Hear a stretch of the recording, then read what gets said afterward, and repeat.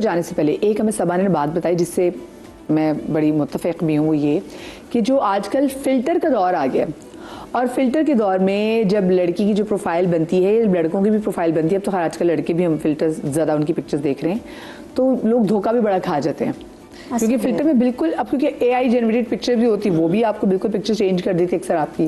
अब तो इतना ज़्यादा चेंज कर देते हैं, यानी अगर बंदा हेल्दी है, फैटी है, चबी है लड़की, तो वो इतनी स्लिम सी बना के वो डाल देती हैं कि ठीक है, ओके। अच्छा एक बात बताएं, सिर्फ पिक्चर से अगर ओके हो लंबी, मैंने देखा लोग लंबी घर भी तो जाएंगे। अब वो जब घर से आते हैं फिर वो इतने अजीब से सामने रिस्पांस देते हैं। ज़्यादातर बातें तो मैच मेकर को सुननी पड़ती हैं कि हमें हमारा टाइम वेस्ट किया, फ्यूल इतना एक्सपेंसिव हो गया, आना जाना इतना मुश्किल और अगर आप किसी के घर वैसे जा रहे हैं तो आपको खाली जा भी नहीं सकते, आप कुछ कुछ ना कुछ तो लेके जाएंगे। नहीं, लेके कुछ भी नहीं जाते, अब नहीं रहते, लेके कुछ भी नहीं जाते। और अब तो सामने वाले भी जो है ना बहुत ज़्यादा कुछ नहीं रखते, सिर्फ जो है वो कुछ ड्रिंक दे दिया, कोई रूह अफ़ज़ा का ग्लास दे दिया, कुछ ऐसे, मतलब कोई ऐसी कोई चाय दे दी, चाय वगैरह, वैसे बाकी ज़्यादा कुछ भी नहीं। आप ऐसे क्योंकि वो कहते हैं इस तरह तो हर हफ्ते विजिट्स होते हैं, तो हम क्या सबके सामने लगाएंगे? रिश्ता बन जाए तो फिर आप दिल खोलकर अपना खिलाएं पिलाएं उनको। तो ये फिल्टर्ड पिक्चर्स की वजह से हमें भी बहुत ज़्यादा प्रॉब्लम और बहुत बातें सुनने को मिलती हैं। अब हम क्या करें? हम एक के घर, हाँ मोस्टली ये होता है कि मिले ज़रूर होते हैं, लेकिन ये ज़रूरी नहीं है पेरेंट्स से मिले तो बच्ची से भी मिले होंगे, लड़के से भी जाके मिले होंगे, तो वो हमें कहते हैं कि आपने जैसा भेजा था बिल्कुल चेंज था, वैसा था ही नहीं। हम सबसे पहले फिर यही गाइड करते हैं कि प्लीज़ खुदारा वो पिक्चर दें अपने बच्चे की या बच्ची की जैसी वो रियल में दिखती है, क्योंकि वो आपके घर आएंगे, सिर्फ पिक्चर पे निकाह नहीं हो जाएगा। क्या अभी भी लोग ये कहते हैं कि हम जाके दफ्तर में देख आते हैं, या लड़की अगर किसी कॉलेज में या यूनिवर्सिटी में पढ़ती है तो वहाँ जाके देख आते हैं, या वो जॉब करती है? ऐसा मोस्टली लोगों की यही होती है कि हम घर जाके घर भी देखना होता है, उन्हें मेन तो घर देखना होता है। घर की चीज़ों से वो आइडिया लगाते हैं कि जहेज किस किस्म का मिलेगा, कितना कुछ मिलेगा, क्या चीज़ें इनके घर में हैं। अब तो बहुत कुछ देखा जाता है। अच्छा, किस किस्म के लड़का और लड़की का रिश्ता अब जो है आज के दौर में मुश्किल होता जा रहा है? जिनकी डिमांड्स बहुत ज़्यादा हैं, जिनकी फैमिली, हमें आइडिया हो जाता है 1 से 2 वीक में आइडिया हो जाता है कि ये अभी मूड में ही नहीं है करने के। जब उनकी तरफ से रिस्पांस आ रहा होता है, 8-10 प्रोफाइल भेजो और रिस्पांस आता है नहीं समझ में आया कोई, तो हम समझ जाते हैं इस वक्त मूड में नहीं है। हाँ, जो मूड में होते हैं ना, वो जब हम उन्हें 8 से 10 प्रोफाइल भेजते हैं ना, तो वो 5 से 6 को ओके करते हैं, तो हम भी फिर लग जाते हैं कि ये मूड में है, इन्हें करना है रिश्ता, सीरियस है। अभी एक साहब का हमारे पास आया था प्रपोजल, वो 50+ थे और बड़े अच्छे से उन्होंने, उनके बच्चे भी एग्री थे, सब चीज़ें थी। अब जहाँ भी हम प्रोफाइल भेजें वो कहे 1 साल पहले देख के जा चुके हैं। लास्ट में मैंने उन्हें कहा कि बात सुने, आप कितने घरों में जा चुके हैं? हर घर से ये जवाब आ रहा है, ये होके जा चुके हैं। तो उनका जवाब ये था कि उस वक्त मैं सीरियस नहीं था शादी के लिए, और अब मैं सीरियस हूँ। तो मैंने उनको कहा कि जब अब आप सीरियस हुए हैं ना, लेकिन अब आपको कोई सीरियस ले नहीं रहा। इतने घरों में आप होके आ चुके हैं। की वैसे आदत होती है शौकिया तौर पे भी जाके, हाँ चलो भी ये चलो चलते हैं ना, देख कर आ जाते हैं। आपके नज़दीक जो है सबिया जी, कौन से ऐसे लोग हैं कि जिनको आपने देखा कि उनके रिश्तों में प्रॉब्लम होती है? देखो, मैंने वही 2-4 चीज़ें बताई हैं। एक होता है कहीं पे लड़का भी अगर इकलौता हो तो वहाँ पे भी प्रॉब्लम होती है कि लड़कियों की डिमांड होती है, या जिसकी बहनें बहुत ज़्यादा हों तो लड़की कहती है नहीं भाई, वैसे ये सभी बहनें बहुत ज़्यादा। हाँ, सभी की ख्वाहिश होती है कि छोटी फैमिली हो, जितनी छोटी होगी उतने मसाइल कम होंगे।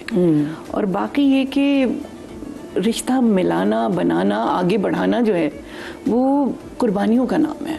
कुर्बानियाँ देंगे आप तो फिर मतलब दोनों को देना पड़ती है, किसी एक को नहीं, फिर ही रिश्ता आगे बढ़ता है। और ज़रूरी क्या है, मैंने वही बताया कि घर का माहौल। अच्छा, मैं एक बड़ी अजीब सी बात बताऊं, मेरी अम्मी मेरे भाई के लिए रिश्ता देखने गई थी।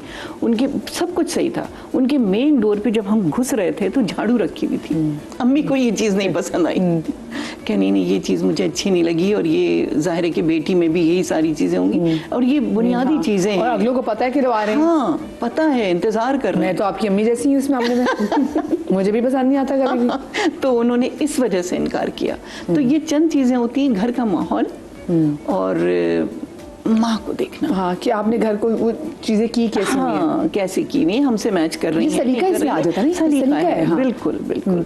और बाकी पूछने से कुछ नहीं मिलता, ज़ाहिर है कि जो बताने वाला है वो सही थोड़ी बताएगा। अच्छा, एज पता लगाना है, लोगों ने बड़ा एक अच्छा तरीका निकाला है, छूटते ही पूछते हैं किस ईयर में मैट्रिक किया है, अच्छा फिर इंटर किस ईयर में किया है। अब जो इतने क्रॉस क्वेश्चनिंग होंगी ना, तो कहीं ना कहीं बंदा गड़बड़ा जाता है, तो सीधी सीधी उसकी एज निकल ये टिप है भाई आप लोगों के लिए। अक्सर लोग, चूंकि लड़कियां भी बहुत झूठ बोलती हैं, बंदे तो झूठ बोलते हैं बहुत सारी जगहों पे, लेकिन उम्र के हवाले से ये अच्छा है कि आप पूछे कि मैट्रिक कौन से, वो मैट्रिक कौन से ईयर में किया है, इंटर कौन से ईयर में किया है, बस वो उसी से निकाल लेते हैं कि मैट्रिक की तो एक सर्टेन एज है, उससे कम में हो नहीं सकता, ज्यादा में जरूर हो सकता है, उससे कम में नहीं हो सकता, तो ये आपका मैच ही नहीं कर रहा कहीं से भी। ठीक है, ये भी साथ में ये टिप्स भी हैं, ये टिप्स भी हैं साथ में। वाकई आप नोट करते हैं, क्योंकि मैं अक्सर मैंने देखा है जगहों पे, और ख़ुद भी जब मम्मी अपने कज़न के लिए रिश्ता ढूंढे, भाई के रिश्ता ढूंढे, तो फिर बहुत सारी चीज़ें हमें डर होता था, क्योंकि हम लोगों को जानते तो है नहीं, तो डर होता था लोग झूठ ना बोल दें ना। अच्छा, मुझे बताएं कि क्या कोई ऐसी कोई चीज़ है साइकोलॉजी में कि आप किसी की आंखों में देख रहे हैं और आपको पता चल रहा है कि ये भी झूठ, अच्छा ये बात बता दी ये भी झूठ है, क्या ऐसी कोई चीज़ है जो आप आंखों में देख रहे हैं? वो तो बहुत खतरनाक है।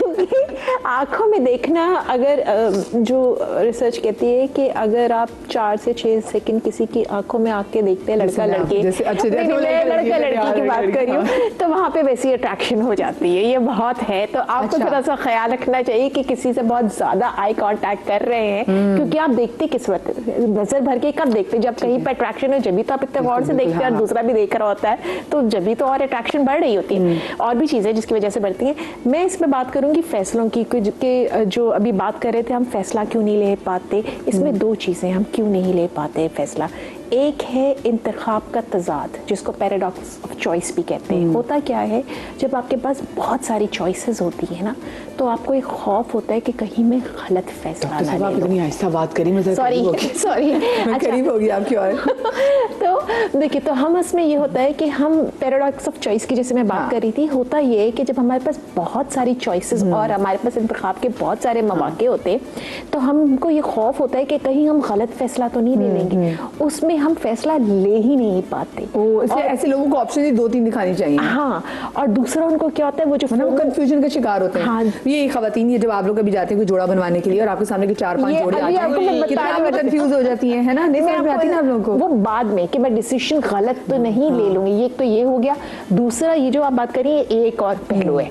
अच्छा, उसमें क्या होता है, और यही चीज बेचारे माँ बाप भी होते हैं कि भाई मैं कोई चीज बच्ची जो चाह रही है, बच्चा या बच्ची जो चाह रहे, उसको मैं सब कुछ बेस्ट दे दूं, तो मैं उसके लिए भी जो वो लड़का लड़की सोच रहे, तो वही माँ बाप भी इंटरनलाइज करते हैं, हमें भी यही ढूंढना है, हमें भी यही चाहिए ताकि हमारा बच्चा या बच्ची खुश रहे। दूसरी चीज क्या होती है कि एक है फोमो, जिन्हें आप सुनती हैं, तो ये फेयर ऑफ मिसिंग आउट, कि मैं कुछ मिस तो नहीं कर जाऊं, तो मैं अगर फैसला लूंगा तो ये तो नहीं इससे आगे कुछ मुझे अच्छा मिल सकता था, जो मैंने हाँ कर दी तो वो हाँ, तो फिर बाकी के चांसेस खत्म हो जाए, चाहे वो लड़की हो चाहे वो लड़का। ये खूब से खूबतर की तलाश वाली बात है कि जहाँ पे और लेट हो जाता है, चाहे वो कोई चीज भी हो, सोफा भी पसंद कर रहे हो सकता है आगे हमें अच्छा मिल जाए, बिल्कुल ऐसा। ये तो सिर्फ सोफे तक नहीं रहता, सब जगह रहता है। दूसरा है एनालिसिस पैरालिसिस, यानी इतना सोचते हैं कि फिर बेचारे हमारा दिमाग जो है ना, हमारा दिमाग ज्यादा इंफॉर्मेशन होल्ड नहीं कर सकता, हमारी कैपेसिटी लिमिटेड, ठीक है। इसकी मिसाल मैं आपको ऐसे देती हूँ, ये एक स्टडी हुई थी। हुआ क्या कि एक रिटेल स्टोर में उन्होंने रखे जैम्स, नहीं होते जैम, उन्होंने एक जगह पे 6 जैम्स रखे और एक जगह पे 24 जैम्स रखे। जहाँ पे 24 किस्म के डिफरेंट जैम्स रखे थे, वहाँ पे 60% लोग आए, और जहाँ पे 6 थे वहाँ पे बहुत कम लोग आए। वहाँ पे जाके 60% लोग तो आए, लेकिन सिर्फ 3% लोगों ने खरीदा। जहाँ पे 6 जैम थे वहाँ पे लोग कमाए, लेकिन 30% लोगों ने खरीदा, क्योंकि जब आपके पास बहुत सारे चॉइसेस होती हैं, आप फैसला नहीं कर पाते। ओके, मैं चल फिर आगे दोबारा सोचूंगी। हाँ, चॉइस ओवरलोड हो जाते। तो वो जो पहले कह रहे थे ना कि मैं सीरियस नहीं था, मेरे ख्याल में वो बेचारे चॉइस ओवरलोड का तो शिकार नहीं हो गए इतना कि हाँ, कि उनको लग रहा होगा मैं तो राजा इंद्र हूँ, कि मुझे तो बड़े रिश्ते मिल जाएंगे, मैं तो अभी मैं चाहे अभी करूँ या बाद में करूँ, क्योंकि आजकल है ना लड़कियां बैठी हुई हैं घरों में। वो जो बाद में मिल जाएगा वो पैराडॉक्स ऑफ चॉइस हो गया, इंतखाब का तजाद। और ये जो मैं बात कर रही हूँ कि जो जैम वाला के उस वक्त फैसला नहीं कर पाए, क्योंकि मैं एक उससे पहले मैंने चूंकि बिजनेस में भी किया है काम, तो हमारे यहाँ लिटरली होता, मैं अपनी प्रैक्टिकल आपको एग्जाम्पल दे रही हूँ। हम लोग होम स्टोर में काम करती थी मैं, तो वहाँ पे फर्नीचर भी होता था, हम लोग बिजनेस मैनेजर थी, तो वहाँ पे फर्नीचर भी होता था और वहाँ पे हमारी बाकी भी आइटम्स होते थे। अब फर्नीचर में जब कस्टमर दाखिल होता था ना, तो लड़कों को पता होता था कि हमने 2-3 से ज़्यादा नहीं दिखाने। ये मुझे नहीं इस वक्त समझ आया। मैंने पूछा ये क्या, मैंने तो 4-5 दिखा दिए, वो बेचारा निकल गया। मैंने कहा ये क्या हुआ? उसने कहा मैडम, हम अगर कस्टमर को ना देख के सिर्फ 2-3 दिखाते, क्योंकि अगर हम ज़्यादा दिखाएंगे वो इतना कंफ्यूज हो जाएगा, वो फैसला नहीं कर पाएगा, वो निकल जाएगा। तो 2 दिन दिखाते हैं तो उसमें वो फैसला कर लेता है। तो जो वो 6 जैम वाला है ना कि 6 जैम था, लोगों ने ले लिया क्योंकि वो फैसला कर पाई। यहाँ पे जब 60 आप खुद सोचे ना, ये ऐसा हो गया जब आप जाए किसी रिटेल में जाए, जब लगे होते हैं ना शैम्पूज बहुत सारे, 4-5 शैम्पूज पढ़ने के बाद आप कितने ओवरवेल्म फील करते हैं, यार ये क्या है, ये फर्क क्या है। आखिर में आपको डॉक्टर भाई ये टिप जो आपने दी ना, ये तो रिश्ता दिखाने वालों के लिए टिप है, और ना सिर्फ रिश्ता दिखाने वालों के लिए हम लोग इसका हल ये निकालते हैं। अब जैसे किसी घर से विजिट करके आए ना, अब हम कहते हैं रिप्लाई दें तो कहती है नहीं जरा कहीं और देख लें, हम कहते हैं नहीं, यस या नो। इसके अलावा आपको दूसरा कोई घर विजिट ही नहीं होगा, क्योंकि आप किसी मार्ट में नहीं खड़े हुए हो, किसी मॉल में नहीं जा रहे कि एक ब्रांड में जाओगे दूसरे ब्रांड में, यस या नो, और नो होने के बाद फिर वो फैमिली आपको नहीं दोबारा कंसीडर करेगी। तो यहाँ हम बड़ा स्ट्रिक्टली इस चीज़ पे चलते हैं। हाँ, जो नई मैच मेकर्स होती हैं वो अपनी ज़रा ज़्यादा वर्किंग दिखाने के लिए ना इस तरह की हरकतें करती हैं, चलें यहाँ दिखाते हैं, चलें, फिर हमारी नॉलेज में आता है, हम उन्हें डांटते हैं कि ये तरीका नहीं करो, किसी की बच्ची को बच्ची समझो। कोई मॉल में नहीं आया कि ब्रांड्स पे ब्रांड्स दिखाते चले जाओगे, यस या नो, एक विजिट करें और बताएं। यहाँ नो तो इसका मतलब अब नो है। ये तरीका होता है तो फिर सीरियस हो जाती है फैमिली कि अब हमें जब तक हम यहाँ आंसर नहीं देंगे दूसरा विजिट ही नहीं होगा। अच्छा, ये मेरे ख्याल से फिर माँ बाप को भी चाहिए कि जब आप कोई रिश्ता देख रहे हो ना, तो फिर अपने बच्चों को, आपको पता है कि आपका बच्चा थोड़ा सा फंसी है तो, और वो थोड़ा सा कंफ्यूजन का शिकार हो जाए, तो आप भी उसके सामने बजाय कि पूरी वो अक्सर लड़कियों की तस्वीरें रख दो या फिर लड़कों की तस्वीरें या प्रोफाइल्स उनके सामने रख दो, आप उनको 2 या 3 दिखाओ ताकि उसके लिए भी आसानी हो जाए चीज़ों में।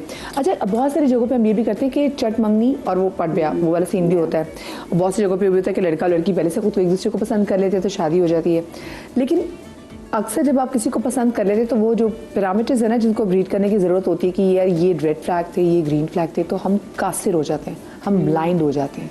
जैसे जो घोड़ा नहीं होता, जब वो उसके आगे यहाँ से जो लगा होता है, उसको क्या नाम भूल रही है, उसको क्या लगा होता है, तो उसको आसपास कहीं नजर नहीं आता, वो सिर्फ सामने दिख रहा होता है। जो सामने उसको नजर आ रही थी वो मोहब्बत नजर आ रही होती है, उसकी खूबियाँ, उसकी बुराइयाँ, वो सब चीज़ें वो इग्नोर कर रहा होता है। ऐसी कौन सी चीज़ें, चाहे अपने पसंद की शादी हो, चाहे आपके रिश्ते के थ्रू, रिश्ते वाले के थ्रू आपको हो रहा है, तो ये चीज़ें आपको भी देखनी, ठीक है, आपके अम्मा भी देख रहे हैं, बट आपको क्या क्या चीज़ें देखनी है और कितना टाइम आपको लगता है कि मंगनी में या ऐसे जब रिश्ता कोई चल रहा हो तो उसको देना ज़रूरी है? बिल्कुल डिपेंड करता है पर्सन टू पर्सन।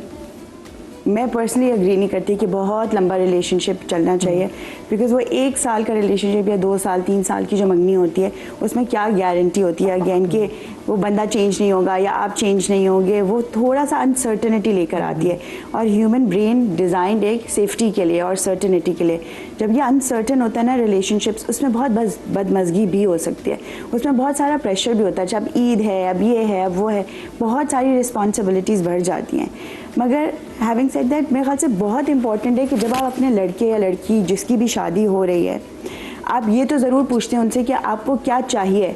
ये भी बहुत इंपॉर्टेंट है पूछना कि क्या चीज़ अगर नहीं होगी तो इट्स ओके। तो एक लिस्ट बनाएं, बाकायदा लिस्ट, जिस पे आप लिखें कि भाई ये नेगोशिएबल है और ये हमारा नॉन नेगोशिएबल है, और उसमें आप एक लिस्ट बनाएं कि अच्छा ये 4 से 5 चीज़ होंगी, ये मेरी 4 चीज़ें हैं जो हमारी नॉन नेगोशिएबल हैं, जैसे कि कास्ट हो गई या हाइट हो गई, जो भी है, for ever the example is कि 4 चीज़ें हैं जो हमारी नॉन नेगोशिएबल हैं, और 4 चीज़ें हैं कि इसमें अगर कमी बेशी होगी वी विल स्टिल कंसिडर। जब आपको खुद क्लैरिटी होती है ना कि आपको चाहिए क्या, तो बहुत आसान होता है। जब हम घर से सोच के चलते हैं ना कि अच्छा हमें ये चीज़ चाहिए और ऐसे कलर की चाहिए और ये हमारा बजट है, ऑटोमेटिकली वो जो आपका इतनी कन्फ्यूजन, जैसे उन्होंने कहा कि इतनी चॉइस, उस चॉइस को आप खुद नैरो करते हैं, बजाय इसके कि कोई मैरिज ब्यूरो वाले आपको वो करके दें। ये बहुत ज़्यादा रिस्पॉन्सिबिलिटी डालना है दूसरे पे, वो भी ओवरवेल्म हो जाएगा। कहीं कहीं सब चीज़ें टिक मार्क पूरे होते हैं, शादी भी हो जाती है। बिल्कुल। और आजकल हम देख रहे हैं कि फिर वो शादी कुछ महीनों में ख़त्म भी हो जाती है। तो एकदम से क्या होता है कि वो चीज़ें जो सब टिक मार्क्स हो रहे होते हैं, जिनके बाद फिर आप शादी में अपना इतना ज़बरदस्त इन्वेस्टमेंट लोगों को भी दिखा रहे होते हैं, आप दुनिया जहान का पैसा लगा देते हैं, लेकिन कुछ महीनों के बाद यकीन माने कभी कभी कुछ ऐसी शादियों में जाते हैं और आपको पता चलता है कि जब 3-4 महीने के बाद कोई ऐसी खबर आती है तो इतना दिल टूटता है। मैं जब भी किसी ऐसी शादी में जाऊँ जहाँ मैं देखती हूँ कि माँ बाप ने लिटरली अपना दिल निकाल के बाहर रख दिया हो, तो मैं बहुत दुआ करती हूँ कि अल्लाह पाक इनका घर बसे, नज़र ना लगे इनको। बार बार हमें लगता है कि नज़र ना लगे, नज़र लगे, तो क्या रीज़न होती है? क्योंकि वो शादियाँ लॉजिक से हुई भी होती है। जैसे उन्होंने बताया कि ये कॉन्शियस ब्रेन और अनकॉन्शियस ब्रेन, हमारी सारी हैबिट्स, पैटर्न्स जितने भी हैं वो हमारे अनकॉन्शियस ब्रेन से आते हैं, जो 93% हैं। 7% जो लॉजिक है ना, कि ये ऐसा होना चाहिए, ये जो रैशनैलिटी का पार्ट है ब्रेन, देखिए ब्रेन में दो पार्ट्स है ना, एक पार्ट है जो क्रिएटिव है, एक पार्ट है जो रैशनल लॉजिक प्लानर है। आपने लॉजिक से ये प्लान तो कर लिया कि भाई ये जो चीज़ें नज़र आ रही हैं ये बिल्कुल परफेक्ट मैच है, अब वो शादी हो भी गई, लॉजिक से वो शादी हो गई, बट अनकॉन्शियसली आपकी जो नेचर है, जो पर्सनैलिटी है, जो फितरत है, जो एक्सपीरियंसेस हैं, एक घर में रहते हुए दो बच्चे चाहे वो ट्विंस क्यों ना हो, हाँ, और माँ बाप की तरबियत तो बिल्कुल ऐसी ही है। फिर जब अनकॉन्शियसली आप रियल बिहेवियर्स जब आपके आते हैं और दूसरे के भी रियल बिहेवियर्स आते हैं, उसमें रिलेशन वही सरवाइव करता है जहाँ फ्लेक्सिबिलिटी होती है और जेनरोसिटी होती है। जिस रिश्ते में फ्लेक्सिबिलिटी और जेनरोसिटी नहीं होती वो रिश्ते नहीं चलते, बिकॉज हम एक लॉजिक से रिश्ते में आए होते हैं और वो लॉजिक ही रिश्ते को ख़त्म करती है। अनकॉन्शियसली वो रिश्ता ख़त्म नहीं हो रहा होता, और इसीलिए जब मोस्टली रिलेशनशिप कोचिंग में हमारे पास लोग आते हैं, होता ही है कि वो ये भूल चुके होते हैं कि हमारी ये मैरिज इज़ कॉन्स्टेंट वर्क। अगर इसमें रिलेशनशिप भी रहना है, जैसे हमारी बॉडीज़ हैं, जैसे हमारी हेल्थ है, जैसे हमारी स्किन है, हमें उसका ख्याल रखना पड़ता है। इसी तरह मैरिज और relationship is a relationship of choice, और इसका भी हमें उसी तरह से ख्याल रखना पड़ता है, इसके ऊपर हमें काम करना पड़ता है। हर शादी में भी 4 सीजन्स आते हैं। आपकी शादी में विंटर आएगा, और ये मैं कोई अपनी तरफ से ये आप रिलेशनशिप कोचिंग में हमें पूरे ये रिलेशनशिप के सीजन्स पढ़ाए गए हैं कि जब, और वो ज़रूरी नहीं कि वो दिसंबर में ही आएगा, मगर वो चारों सीज़न आते हैं। तो अक्सर ये होता है कि आपकी मुराद है वो खिज़ा के जिसमें पतझड़ का मौसम होता है, जिसमें दरख्त के पत्ते गिरे होते हैं, वो कोल्ड हो जाती है, वो शादी कोल्ड हो जाती है, शादी कोल्ड हो, जिसमें नाउमीदी बहुत ज़्यादा हो जाती है, और उसी टाइम पे अक्सर लोग और माँ बाप बताते हैं बच्चा पैदा कर लो। Very common. जी जी बिल्कुल बिल्कुल, वो चीज़ें ठीक हो जाएंगी, चीज़ें ठीक हो जाएंगी। दैट इज़ द साइन कि आपकी ज़िंदगी में स्प्रिंग की ज़रूरत है और वो नहीं आ रही। और उस स्प्रिंग के लिए क्या करते हैं कि हम बच्चों को यूज़ कर लेते हैं अपने लिए कि अच्छा शायद बच्चा हो जाएगा, तो it becomes even more complicated. और अब इतनी सारी स्ट्रैटेजीज़ हैं, और मुझे कभी कभी बहुत खुशी होती है कि जहाँ पर ये सारी प्रॉब्लम्स हैं, वहाँ पर ये जो नई आने वाली जनरेशन है ना, ये बहुत सेल्फ अवेयर भी है। बहुत सारे रिलेशनशिप पास्ट में, आज से 5 साल पहले बहुत रिलेशनशिप कोचिंग ऐसे आती थी कि कपल्स हैं, रिलेशनशिप सही नहीं चल रहा, और वो कहते थे कि अच्छा इससे पहले कि हम सेपरेट हों या डिवोर्स हो लें, हम जाते हैं एक रिलेशनशिप कोच के पास और देखते हैं क्या हम ये चला सकते हैं या वाकई नहीं चला सकते। और जो आजकल की जनरेशन है, आजकल की जनरेशन शादी से पहले आ रही है। मंगनी के बाद मेरे पास अब ज़्यादातर जो क्लाइंट्स आ रहे हैं वो एंगेजमेंट हुई, and now they are coming for relationship coaching to see कि कंपैटिबिलिटी है कि नहीं है। क्योंकि आपने लॉजिक से तो फिर, और ये ज़्यादातर अरेंज मैरिजेस हैं बाय द वे, कि आपने लॉजिक से, ऑफ कोर्स जब मोहब्बत होगी तो फिर कौन से वो कहते हैं, कौन से डॉक्टर साहब, अपने तुम्हें नहीं जाना, फिर तो कोई लॉजिक नहीं है ना, फिर तो मोहब्बत है। बिल्कुल, तो अवेयरनेस है, मगर मैं ज़रूर कहूँगी कि आप जहाँ अपने नॉन नेगोशिएबल बना रहे हैं ना कि ये 4 चीज़ें चाहिए, उसी जगह पे उसी के बराबर में अपने नॉन नेगोशिएबल ज़रूर बनाएं। नॉन नेगोशिएबल जिसकी बात करें, ये क्या है मोस्टली जो आपके पास आते हैं? क्योंकि देखिए मैं जो एग्जांपल्स है लोगों की वो सामने रखना चाहती हूँ कि लोगों के लिए ऐसी कौन सी चीज़ें जो कि नॉन नेगोशिएबल है। जैसे अगर मैं बात करूँ, कुछ फैमिलीज़ में होता है कि जी सादात अगर हैं तो वो कहते जी कि इस पे तो कोई बात ही नहीं ना, हमने करनी है तो हमने सादात में ही करनी है, आप आगे बढ़ें। तो वो जो आपके पास ज़्यादातर नॉन नेगोशिएबल्स आते हैं वो क्या आते हैं? अब तो ज़्यादातर इस तरह की डिमांड्स जो है ना, वो एक घर, गाड़ी ये चाहिए, ये तो और लड़के की इनकम, सिर्फ पैसा पैसा पैसा, यही चीज़। ऐसा लगता है कि खुश रहने की बस एक ही वजह है पैसा। अच्छा, ज़्यादातर जैसे हमने कास्ट पे लोग कॉम्प्रोमाइज़ कर लेते हैं, हाइट पे कॉम्प्रोमाइज़ कर रहे हैं, एज पे कॉम्प्रोमाइज़ कर रहे हैं, पैसे भी नहीं कर रहे, सब चीज़। लेकिन जिसमें नहीं हो रहा वो फाइनेंशियली स्टेटस पे कॉम्प्रोमाइज़ नहीं हो रहा। अच्छा, जैसे हमने बिल्कुल शो के आगाज़ में कुछ प्रोफाइल शेयर की थी, तो उसमें था कि लड़के की जो उम्र है वो 25 साल ही होनी चाहिए और कम से कम तनख्वाह 3 लाख। तो कि जो आपके पास ऐसे रिश्ते आते हैं, क्योंकि देखिए 22-23 साल में तो उसकी मास्टर्स कंप्लीट हो गया, ठीक है, उसका मास्टर्स कंप्लीट होगा। और मैं कहती हूँ चले आपने अगर IBA भी ग्रेजुएट हुआ, आपने लम से भी पढ़े हो, तो चले आपकी मैक्सिमम अगर तो पहले लगेगी वल्लाहु आलम, आपकी किस्मत अच्छी तो वो भी सकता है। तो अगर नॉर्मल आपको बता रही हूँ तो आपका 1.5 लाख से, अगर आप IBA ग्रेजुएट हैं तो आपका अच्छे और आपकी अच्छी जगह जॉब हो रही हो, ठीक है, वरना लाख के अंदर आपकी अच्छी जगह जॉब पे तो 1.5-2 लाख तो आराम से हो जाते हैं। तो मैं होते हैं कि कोई ऐसा लड़का आता हो, वैसे मैं जवाब आप मुझे दीजिएगा इसका, आप लोग मुझे जवाब दे सकते हैं, लेकिन छोटी सी ब्रेक के बाद कहीं मत आइएगा।